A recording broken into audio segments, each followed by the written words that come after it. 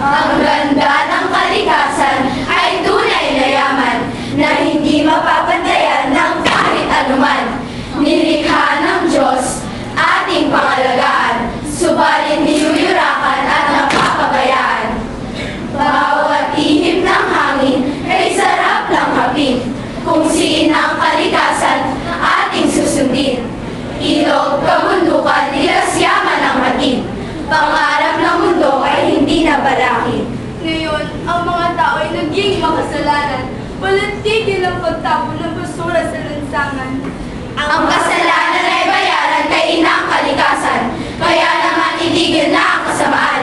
Itigil na ang kasamaan. Itigil na ang kasamaan. Itigil na ang kasamaan. Makinig kayo! Sigaw ni inang kalikasan. Pagkat ngayon, ako'y tunay na nasasaktan. Ito na ang oras upang inyong malaman. Sinasabi ko na ang buong katotohanan. Kaya ayusin natin ang ating pamumuhay.